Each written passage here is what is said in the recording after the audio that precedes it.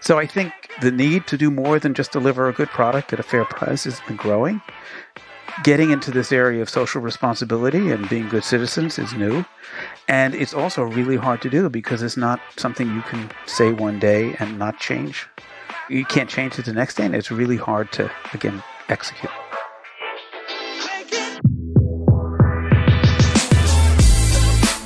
You're listening to Retail Remix, your inside access to candid conversations with the people shaping retail's future. Here's your host, Alicia Esposito. Over the past year, we've seen our fair share of brands revisit and refresh their branding. For some, it was as simple as a logo update. For others, it was completely overhauling their brand colors or even their product packaging, their website experience. Honestly, brand plays into so many different touch points and tactics, so I really wanted to understand how branding as a business priority, as a way to communicate and engage with the consumer has changed over the past year. That's why I brought in Alan Adamson, who is co-founder and managing partner of Metaforce, and who is also an adjunct professor at NYU Stern. He's an all-around brand and marketing expert, so I wanted to get into the nitty-gritty details of, one, how the essence of good branding has changed over the past year, two, how brand is impacted or influenced by outside issues such as social and environmental causes, and three, what actions and measures executive teams should take in order to ensure that they're putting their best brand foot forward. So even if branding isn't at the top of your priority list, Alan makes a pretty strong case for why you may want to change your mind on that. Listen in and you'll see what I mean. Alan, thanks so much for being on the show. It's great to have you here. Thanks for inviting me. Pleasure to be here. So you are a man of many professions, many backgrounds. So you are the co-founder and managing partner of Metaforce. You're an author, adjunct professor at NYU Stern, and all-around brand and marketing expert. That's why I'm so excited to have you here. I think we should end it now. It's all downhill from here.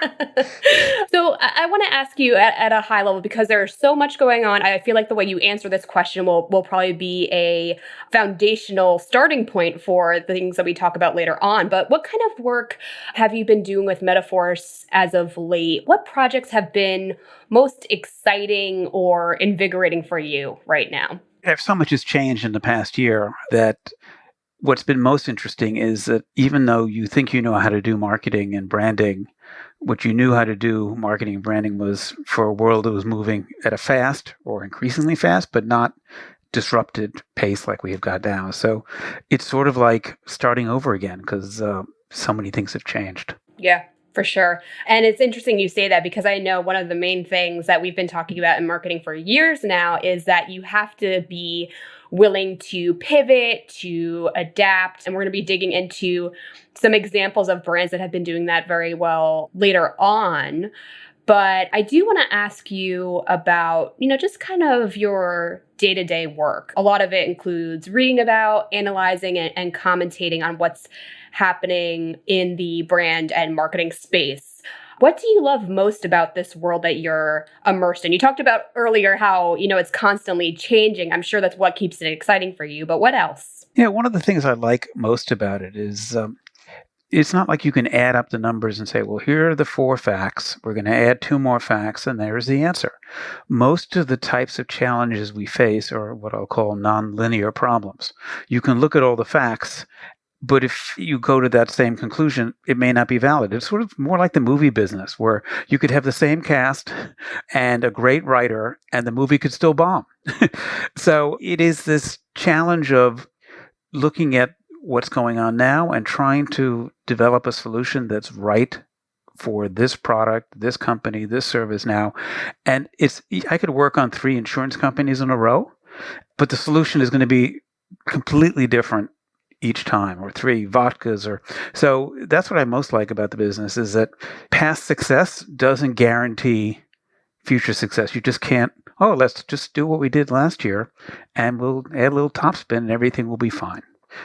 Marketing today is not like that. It's sort of looking at your challenge and saying, how do we solve this? And we can't copy everyone else, and we can't do what we did last year. So what do we do? Yeah, that's a really good point. And also relates to, what that target consumer needs. And depending on the brand, there may be some variance there. So there are definitely several layers into that decision-making process, that those strategy discussions, right? And ultimately what the right approach is, which kind of ties to my next question, I think, because, just based on the research that we've been doing and the conversations that we've been having, not just with analysts and strategists, but actual brand executives and the practitioners in retail and consumer brand organizations, is that given the current climate, a lot of volatility happening, a lot of shifts in consumer behaviors, it's almost like a lot of companies are trying to get back to the fundamentals in a way. And by that, I mean zeroing in on their brand identity, their mission statements, their values, because that's sort of something that they can control, right? Like everything around them is kind of changing, but a lot of the work depends on like what is true to the business itself. I would love your take on that focus on the foundational elements that impact branding and brand marketing, and if you're seeing that kind of emphasis as well. Yeah, I would just overlay one thing before we jump into that, which is a really great point, is that we're seeing just before this was this notion the average was over.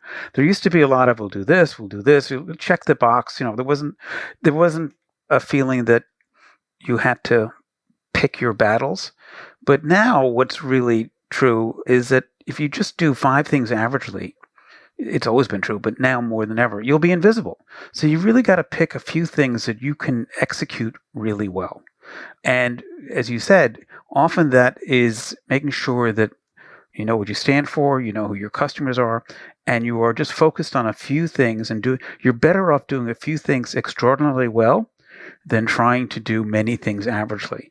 And that's especially true in times of rapid change, because if you spread yourself too thin, you won't get the basics right, and you won't catch the next wave. I once spoke to the senior executive at LVMH a couple of years back, and they do a lot of fashion marketing and fashion luxury advertising and brand building, and the fashion and luxury business moves pretty quick. And he said, running a business like this is like surfing. If you're too far ahead of the trend, you're going to get wiped out. But if you're too far behind the train, sort of thinking about things and just agonizing over what to do, you'll miss the wave.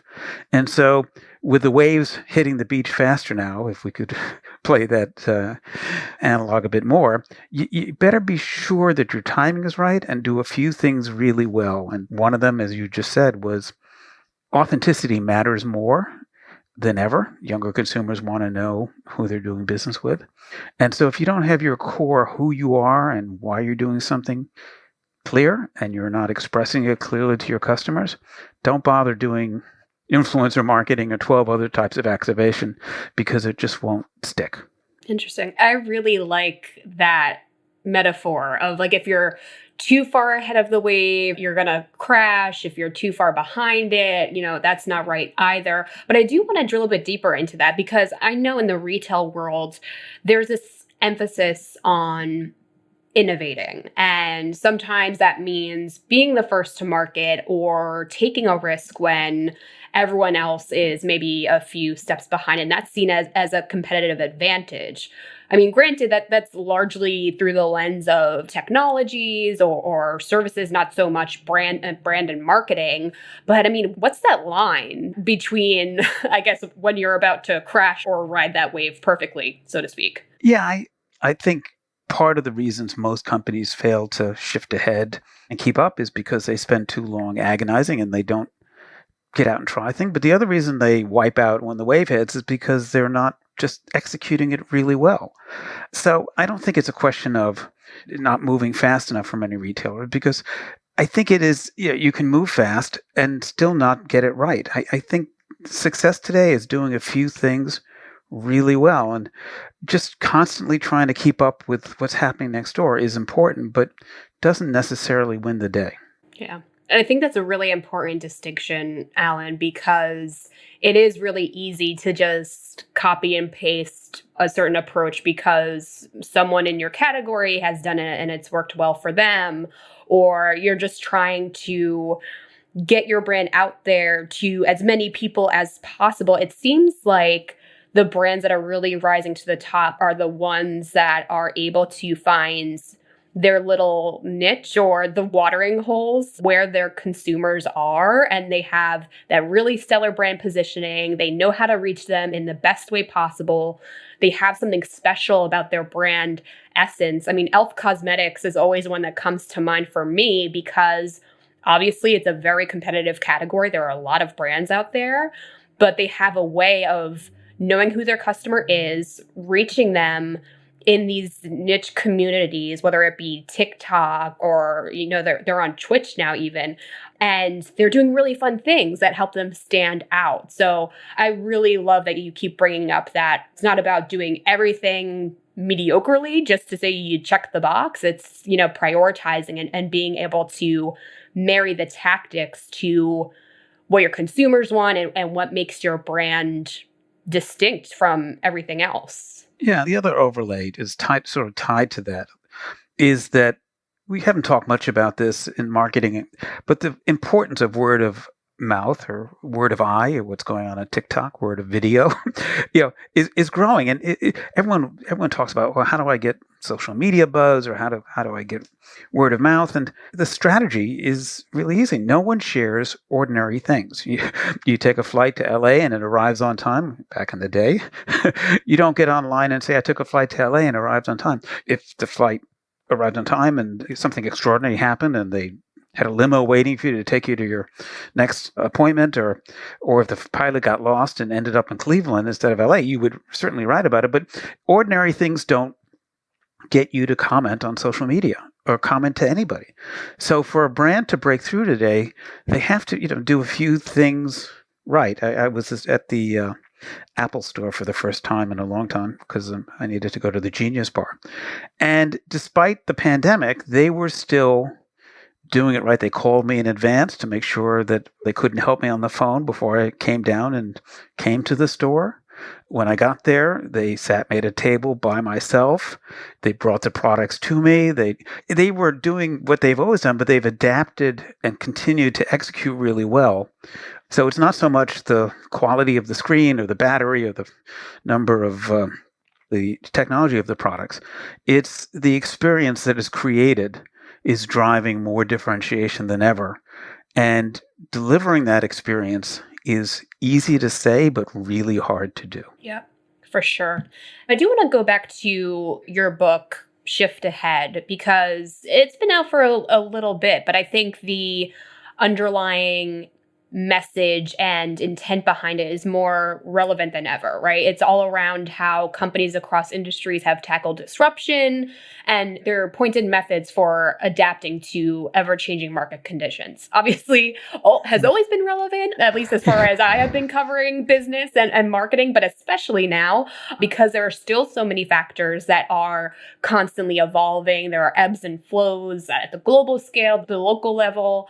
And, in retail especially, everyone's just trying to not find their footing, but also figure out an appropriate path forward for their business, right? That can allow them to remain agile. So I would love for you to kind of pause and take a step back at the book itself and what has remained relevant and maybe what new things have been uncovered in these current times that we're in. Yeah, we wrote the book a couple of years back because we saw the world or the pace of change accelerating and more marketers falling into the brand graveyard or going out of business. Every day you opened the journal and some other iconic brand was disappearing. And we said, gee, why, these are all smart people. Why didn't they see the train coming? Didn't they see the tide coming in?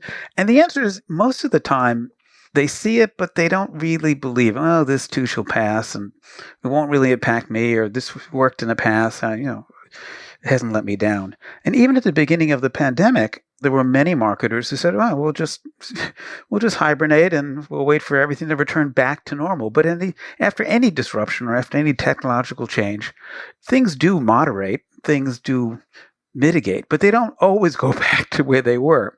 So the first step is to realize that we are creatures of habit. We're more comfortable doing what we did yesterday than today. In the book, I talked about the old show Frasier, where Frasier's dad sat in that old chair. Realize that we go in, we look at emails, we open up some text. We are creatures of habit, so we're not really great at change. And if you realize that you don't like change and you like to do what you did yesterday, you're going to be more aware of the need to change than if you're not aware that this is an inherent weakness. One of the other things we found, because when things change, people tend to do the other thing. I use a sports analog. When it's sort of the difference in golf and tennis. I play both badly, but in tennis, if I'm trying to play that less badly, you try to hit where the person's not. So you're really focused on your competitor, and you're really just focused on where to hit the ball where they're not. And most business is like that. I worked with P&G for many years, and when they were having trouble in the razor business, they were worried about Schick, but they weren't worried about Dollar Shave Club. I was at Unilever for a long time, and we'd sit in the lunchroom and talk about Colgate or Procter. I worked with Pepsi. They talked about Coke. But none of these big companies are often disrupted by their competition, yet they are incredibly fixated on what their competition is doing. The dry cleaner on Main Street is looking at the dry cleaner on Oak Street. They're not zooming out enough. And so one way to be ready for change and one way to see change coming is to zoom out a bit and to try to not just look what's happening right in front of you, but look what's happening to your sides or behind you. And this is really true in retailing. Macy's will do what Bloomingdale does, or Target will do what Walmart does, but change doesn't happen in a linear fashion. And so part of being successful in anything is to get enough early warning that you can try to pivot. Because if you wait for sales to fall or wait for all your competitors to be doing it, it's unlikely you'll do it better. And being late in the game typically doesn't win the day. Absolutely. And we saw a lot of retailers pivot in the moment, largely out of necessity, right, to keep businesses moving. A lot of that was within essential retailers, but we did see some non-essential retailers to rise to the occasion, try to adapt, offer new services, really bolster their digital experiences, which is great. But to your points around positioning specifically, obviously the services and experiences you create play a big role in that. I'm wondering if, because we saw so much change happening in the heart of lockdowns, and we saw businesses make these really big moves, again, out of necessity, do you believe that this will have a long-term impact on what makes a strong brand or competitive positioning? I guess I'm looking at it through the lens of retail has always been an industry of, let's face it, sometimes red tape, right? It takes a lot of time, a lot of stakeholders to make a decision. The best intentions to innovate sometimes are slowed or thrown off the rails, but again, we saw a lot of moves, right? So I feel like the benchmark has changed a little bit. But again, I would love your perspective. And if you think the principles of great brands or great brand positioning have changed as a result. Yeah, I think everyone's talked about this. Retail used to be mostly about getting the right products to the stores so you could go pick them up. And the main thing for retailers was to have what you needed where you needed it, and perhaps have it at a good price for most retailers. But now that distribution is a click away on many channels, whether it's Best Buy or Amazon or Bonobos, but I go back to what I just talked about. Retailers need to think of themselves not in the distribution business, not in the merchandising, but in the experience business. And what are you going to do to create an experience that when somebody comes there, they're going to come again. They're going to tell a friend, because the gravitational pull of it's so easy to double click and Like most people during the pandemic, the main skill I got better at was breaking down and repacking boxes. I could have taken a major position at a warehouse or a shipping company after this. But once people get used to the convenience of digital in a whole bunch of categories they never used before, they're not going to come back. You've got to give them a reason to go back beyond on sale, good price, good selection. And that's going to be an experience. And getting that experience right is hard. But I think part of it is going to be having people at the store, A, trained to provide that experience, which is for many retailers difficult, or B, empowered to be flexible enough to surprise you, to do things that you didn't expect other than them handing you the bag and taking your credit card. That's fantastic, Alan. So I do want to level up a little bit when we talk about brands too, because the experience is so important. When you go to the store, the interactions you have, that feeling you have, it's very important. But there's also the role of the more creative elements, I guess you could say, of the brand experience. There's the recognition of logos, color palettes, content itself. I'm coming across more and more brands, it feels like, that have a very strong content voice. And it's not just marketing taglines. It's a little bit bigger. It's a little more driven by community, about leadership, guidance. And I do want to dig into this because I feel like over this past year, we did see a lot of brands really double down on adapting their brands to current social norms or social priorities. And that means that, like, doubling down on environmental issues, political issues. I know I was researching for our conversation. You've commentated on Ben and Jerry's, Burger King, Mr. Potato Head. So you really have your finger on the pulse, so to speak, of a lot of these shifts in brand positioning and how they're aligning to brand responsibility, social responsibility.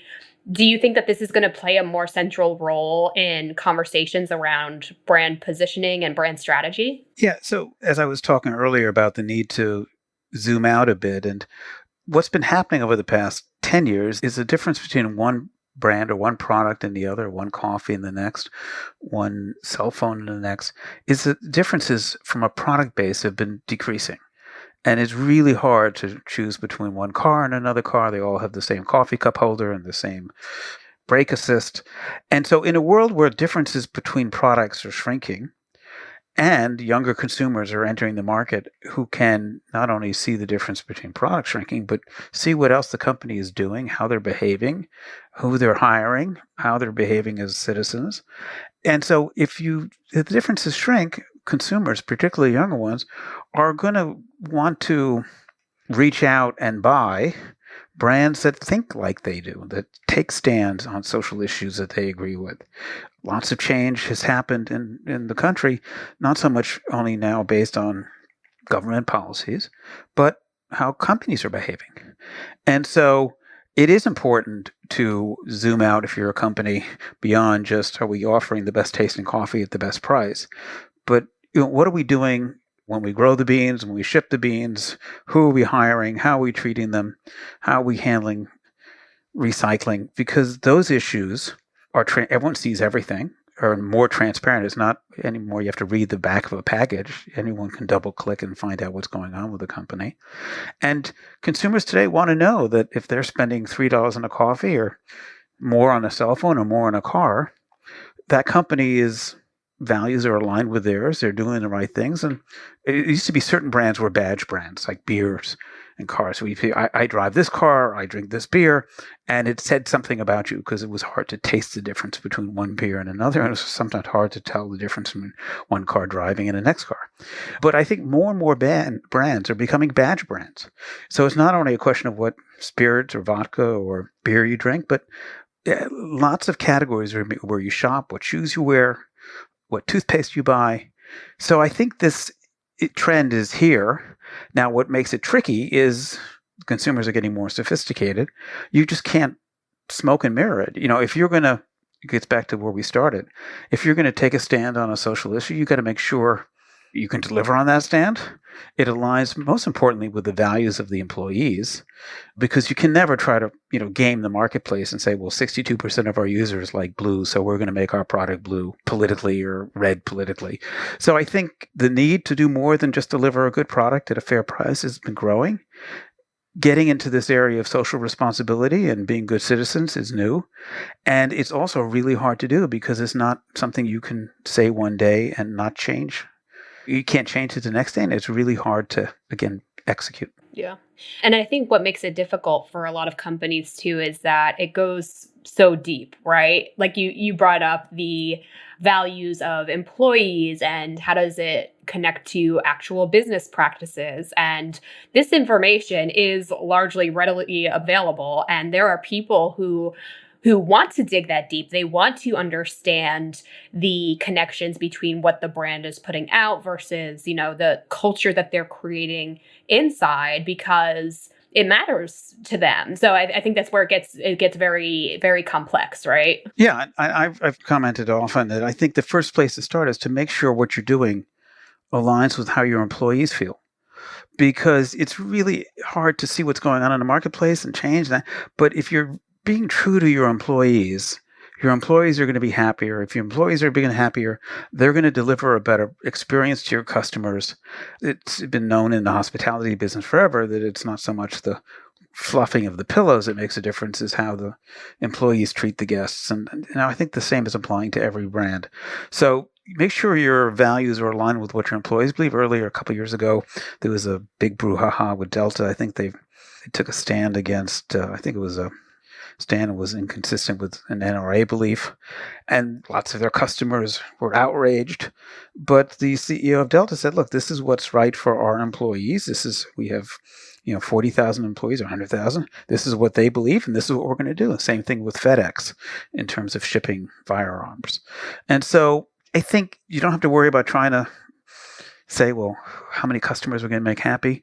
If you start with your own employees and make sure your company is behaving in a way that makes them proud and energized to work there, then you're on your way to perhaps having a brand experience that can withstand the huge competitive pressures that are underway right now. Love that. So then, Alan, I have to ask, how does this connect to the tangible stuff, meaning the logo, the colors, the content, the site experience, right? Because I feel like even in my personal work, I'm torn in half between the strategy, the underlying messaging, the audience research, and the fundamental core work like we were just talking about before, and executing upon it in different ways. So how do we get from point A to point B? And how can brands and retailers decide, okay, like maybe it is time to refresh, and maybe it's time to make sure our visual look and feel and the content we create relates to the work that we're doing internally? Yeah, I think one of the benefits of a logo or and changing your name or coming up with a new brand line is that you can only get one simple idea across in an identity. You can't get 5 ideas across. And I think a big challenge many companies have is simplifying, getting their story really simple and sticky. And if they're very complicated, you can't execute it well. So to some extent, if your logo is not communicating the right thing, and it can only communicate one thing, you know what that is, and now is a good time to change it, because focus and being single-minded is so important. I'll tell a quick old story. If you can get your brand down to a simple idea, you have a better shot of executing it. When I was in advertising earlier in my career, I worked on a coffee and did all the research on the coffee, spoke to the client about the coffee, why it was better, and I took the creative brief to my creative director, and I handed her 4 pages and said, look at all the information I found about the coffee. It does this, it does this. And she rips off the corner of the page and said, Alan, when you can put everything you want in this little scrap of paper here, come back. And I think that's true today, that if you can get your brand to stand, in FedEx case, for absolute certainty, or whatever it is, get focused, get simple. And yes, if it's not being reflected in your identity, or if you feel like yesterday's Oldsmobile, change it. Because consumers, the other big trend going on that we haven't touched on is that there's so much information overload. People are just flipping channels in their heads every 3 or 4 seconds. So if you don't use your 3 to 8 seconds wisely and say, here I am, here's what's different, here's why I should care, and you start rambling and floundering, people are already mentally flipped the channel on you, double-clicked. And identity's like that. If people look at you and they glance at you and they don't get the right feeling, the right sense that they want to learn more, if it just doesn't feel right, they're going to double-click. And so if you can't get the core elements right, it doesn't matter what you tell them. Back to my creative brief story on page 3 of the email. If you don't get them in the headline, and then it's the way all newspaper they taught you how to write newspaper articles. Start with the most important thing and then get to the details afterwards. So if in the first paragraph of a news article, you have to get everything done. What happened, who did it, and why. You don't do a long story about what had happened and where it was. And you cut to the chase. And I think getting marketers to cut to the chase is now more important than ever. Yeah. Absolutely agreed. So looking at this through the lens of executive leadership, the ones who may be monitoring brand health, assessing whether adjustments need to be made. I mean, is this something that's best done incrementally and there are small changes or enhancements along the way? I mean, if we were to break down the best practices for assessing and updating brand visuals or brand elements, is that something that exists or does it vary from company to company? It varies. The biggest challenge for most companies when it comes to innovation, they say, we're going to have our new product development day Thursday. We're going to have innovation meetings on Thursday at 4. And of course, Thursday at 4 comes and goes and something else happens. So I think the best brands have a little bit of the famous quote from the former chairman of Intel, only the paranoid survive. They are worried every day that they are becoming irrelevant. And you're better off making lots of incremental changes and optimizing than polishing your stone in the closet for 3 years and then ta-da, it comes out and you realize you missed the wave. And you researched. I mean, many companies have had thoughts about innovation and they were testing it and they couldn't get agreement on things. So I think the best approach is to do small changes and keep changing and stay relevant as opposed to leave your identity unchanged forever and then try to make a big change because consumers don't like it. They'll say, what happened there? And there's so many cases of that. Yeah, that's a really good point. I mean, I feel like a big part of that is listening to your customer, which we've talked about a few times over the course of this conversation. But I can't help but think about, is it best to try and be one step ahead of the customer or focusing on what your brand, so our point earlier, focusing on what your brand can do well and be a reliable source of. So I guess, what's that balance between adapting to what customers need now versus, okay, this is what we do really well. We can be reliable in this area. So let's stick to this. I mean, is there a way to do both? Yeah, of course, there probably is. But the other thing to keep in mind when I hear you talk is that rarely by the time a customer comes to you and tells you they're not interested in you anymore, you're old and boring, and it's too late. By the time sales go down, it's too late to make a change. So rarely do customers, they can't see around the corner. You have to go to them and say, we're changing here. Find the edge of the table and maybe pull back a little bit. But if you wait for them to come to you and say, well, I find you're a little dated and stuff. I was doing a piece of research many years ago for Pizza Hut. And if you ask consumers, do you like the pizza? Yeah, it was good. Cheese. Yeah. And lots of you who've spent forever in the consumer group saying, yeah, but I like Pizza Hut. It's good. And then somebody said, well, if Pizza Hut went away, what would you feel? Oh, I just go right to Popeyes. They didn't care. So, in other words, even though they were saying they were pretty happy, they weren't. They were just, all right, they were creatures of habit. So you can't rely on consumers to tell you when it's time to change. You have to go to them and say, here's a new shirt I'm wearing. What do you think? Now, if they say, I hate it, I don't like it, well, then you have to maybe slow down a bit. But if you ask them, do you like my purple shirt? They'll probably say yes, even though in their head they're thinking, boy, does that look like an old shirt? So don't wait for your customers to tell you to move. You help them, and they'll prevent you from going too fast. But if you're constantly pushing them, you're better off than waiting for them to tell you, that purple shirt is a little yesterday. Because by the time you get that feedback, it's over. Yeah. Okay. That's a really good distinction, Alan. Thank you. So I do, since we're coming up at the end of our time together, I do want to make sure that we talk about at least one really solid, best-in-class example of this underlying theme of pivoting, adapting, that we've been talking about over the course of our conversation. Can you share an example of a retail or consumer brand that you think has shifted ahead really well and not just pivoted during the pandemic? Because I think we've talked about that a lot beyond this conversation, but on our publication as well. But I mean, in this time that we're in now, as things start to open back up, as consumer spending behaviors start to pick back up, is there a brand that you think has shifted ahead really well? I think they're the ones you probably know. I mean, we followed Marriott for a while, and I think even today, coming out of the pandemic, even though travel is going to be probably the last thing to come back in some form or a different form or a big form, I think they're getting, when you check in now, now this technology they have for a while. You don't go to the front desk anymore. Your phone opens the door. If you don't want housekeeping, you just enter on your phone. Don't come until I'm out of the room. They know you're out of the room because your phone's out of the room. So they've been able to adapt pretty fast to probably the worst part of the pandemic, and it's because they were developing and innovating all along that have allowed them to do that. So I think those are the brands that everyone talks about, and including Amazon. Amazon is probably gone through the roof now, but if there's one thing I've noticed, that if it took 2 days to get something on Amazon before the pandemic, it takes 8 hours now. So I think those are the brands the ones that have been agile, flexible, and quick to change are brands that will be around for a long time.